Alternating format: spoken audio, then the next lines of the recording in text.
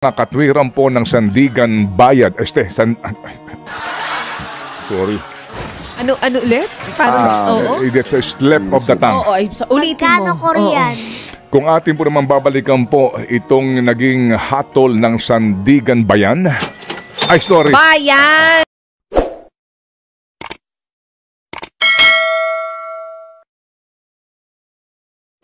Good morning! Magandang Monday morning sa ating pong lahat.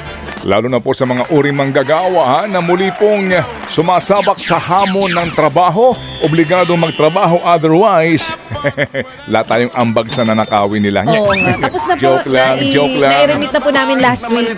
Oo, okay po ba? Enjoyin niyo po pagod kami dyan. Kayo talaga. Mga kapatid, maya-maya ng kaunti pag-usapan po lamang natin to itong tama, Executive Order number 100. Yung 101 pala, ito yung sa Gipsaka na EO, no? Nagkaroon lang ho ng kalituhan sa akin kanina. But again, ito po yung napaka-importante na atin pong malaman ang damdamin po ng nasa hanay ng pagsasaka. Bagamat ngayon, uulitin ko lang kapansin-pansin nga po na yung presyo ng commercial rice ay nagmamahal kasi nga may usapin tungkol sa supply issue. Dahil nga po sa, if you remember, nagkaroon po ng moratorium, di ba, sa importasyon. Tama naman daw ho yun para mapangalagaan ang ating local market. Ang ating pong, of course, local farmers natin and yung pong merkado para po sa locally produced rice.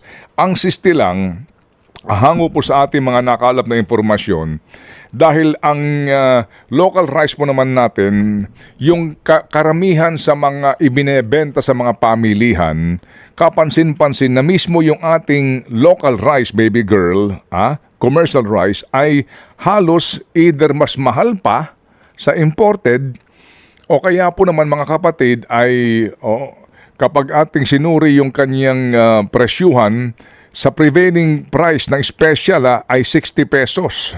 Pareho lang po ng imported. Ito po ay hango sa bantay presyo ng DA. Pero sa toong buhay daw, mga kapatid, mas mahal pa nga yung local na magandang klase.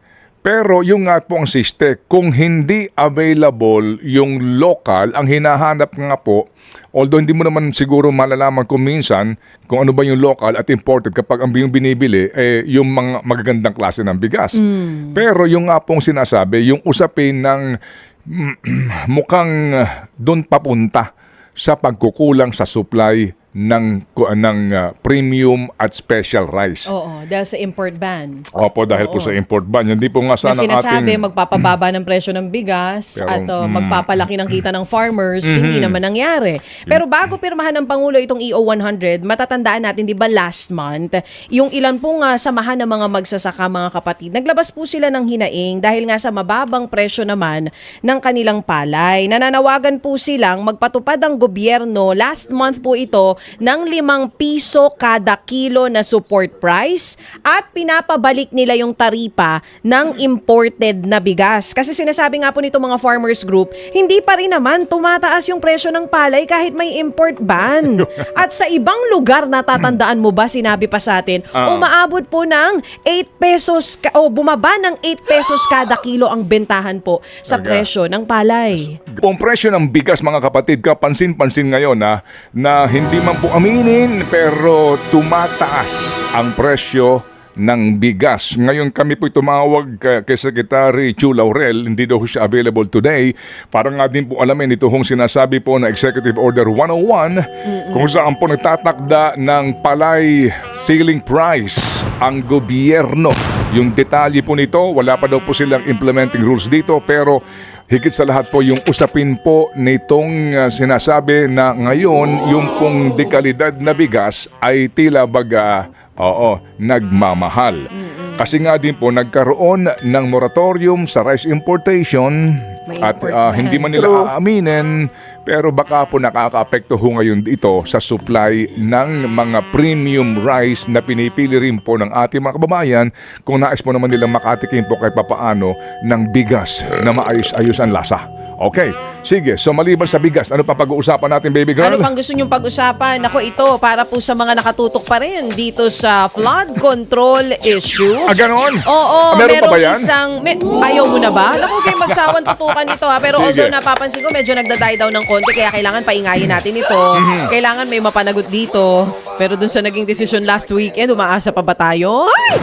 Sumakit ang ulo ko. Pero mga kapatid, may isang citizen-led probe nga po na gagawin ang isang grupo para tutukan din po, katuwang ang ICI, itong mga iba't ibang infrastructure projects ng DPWH. Mamaya alamin natin kung anong difference nila sa ICI. Sila ba'y magbibigay ng info sa ICI? O bilang isang citizen-led probe, sila mismo na ang magkakaso direkta sa mga taong makikita nila na involved dito.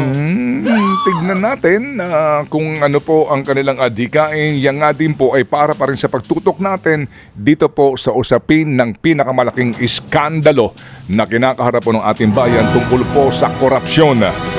At yan nga po nakaka-apekto na ho ngayon sa pangkalahatang imahe ng bansa. So mamaya din mga kapatid, ano po, kapag tayo po'y pinalad, tayo din po ay merong kakausapin para pag-usapan din po kung ano pa ang maaari pong isampang kaso dito po sa mga sinasabi daw po na labis-labis na ang kayamanan at klarong-klaro ho naman na hindi tugma ang kanila pong ipinapangalandakan.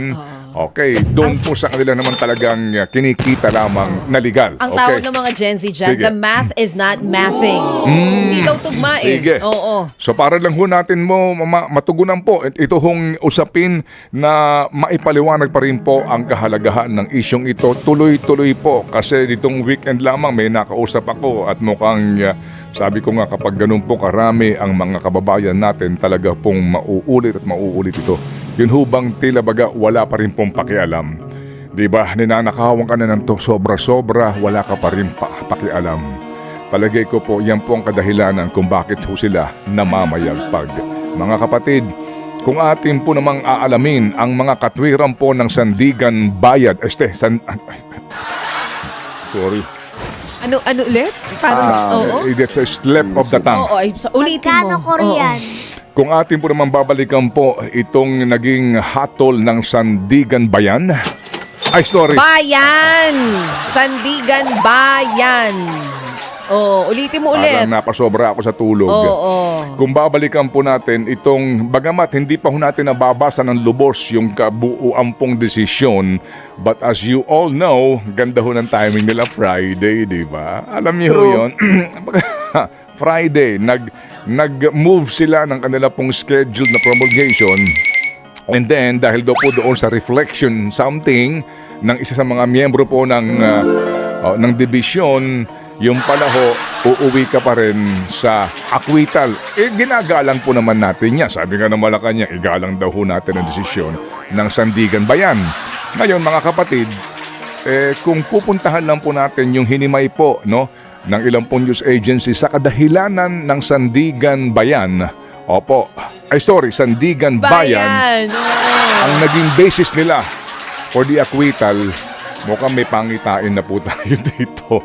With all due respect. Mamaya, pahapyawan po natin ito.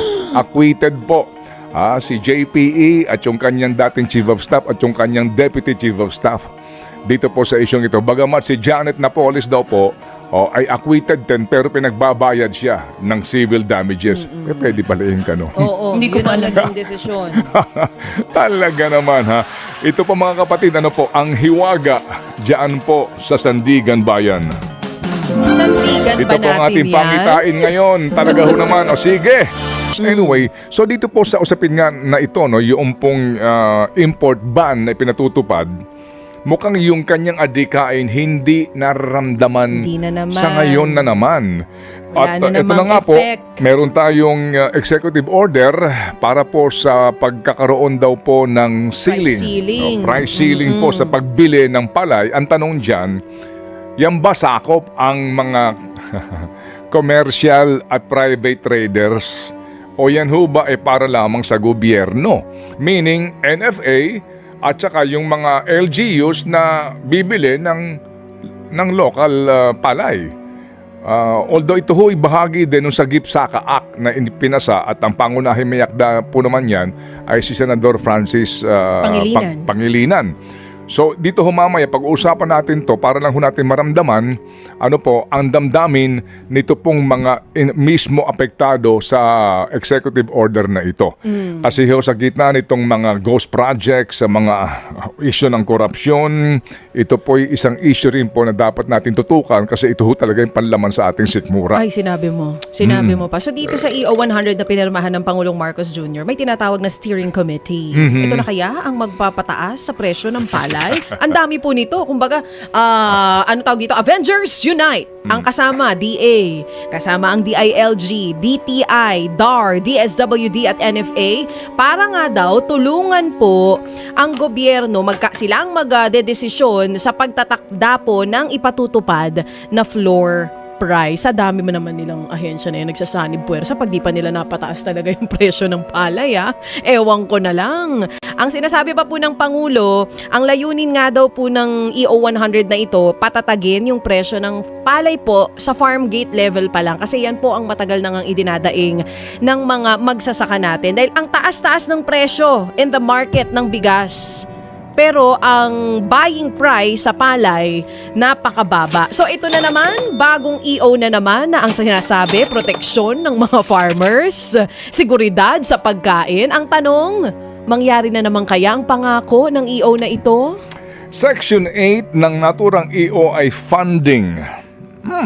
The funding requirements for the initial implementation of this order shall be charged against the existing appropriations of concerned agencies of the steering committee and such other funding sources as may be identified by the DBM. So ibig sabihin po, may dagdag na naman po itong gastos para po sa atin kasi nga may mga meeting sila dito, etc. Para pong ICI lang din. Na sa ngayon, mga kapatid, ay wala po daw hearing. Ngayong linggong ito, wala silang pagdinig. So hindi ko lang alam kung wala bang hearing, as in walang aktibidad roon sa ICI o meron pa rin. Yung ating bang mga mamamahayag ay merong aabangan na statement o mga update na manggagaling sa kanilang spokesperson? Hindi rin po natin alam. Kasi nga po nag-announce na sila nung itong bago mag-weekend na wala silang hearing ngayong linggong ito. Kasi nga wala naman silang minamadali, di ba? Wala naman silang mga lakad at hindi naman siguro urgent itong mga bagay na ito. Kaya chillax lang sila. Oo, tahimik naman daw mga Pinoy ngayon kaya wala mo nang hearing. Mag-uundas naman daw kasi. Mag-uundas naman daw, medyo mabibisi daw tayong lahat sa pagtirik ng kandila sa mga yumao. Para bagang... So hanggang ngayon, minumulto pa rin tayo dahil wala pa rin nakukulong sa issue na ito. Itong ICI, dinidribble ho tayo doon sa punto ng live streaming na kanyang ipinangako doon po sa hearing na ginanap po sa Senado para sa pagbubuo ng Independent People's Commission. Doon po ay natuwaan marami at nagkanya-kanya na po ng pahayag at pagsuporta. Dito po sa sinasabi ng kanilang chairman na starting next week. Yung pala walang hearing next week. Starting next week daw po, meron ng live stream. Pero naglabas na naman po ng statement na una, bubuo pa daw ho sila ng panuntunan doon sa live streaming. Wow, parang Sinong KJ ito? Dali lang. Ganun ba kahirap yung oo. Kung paano po nila sasalagin ang panawagan na talaga pong wala ng kondisyon sa live streaming. Parang ganun po ang datingan. Mamaya, babalikan po natin tong isyong ito sa punto rin po ng pagtatatag ng isa pang kumbaga na mas pinalakas daw na ICI na ang tawag ay Independent People's Commission. IPC naman.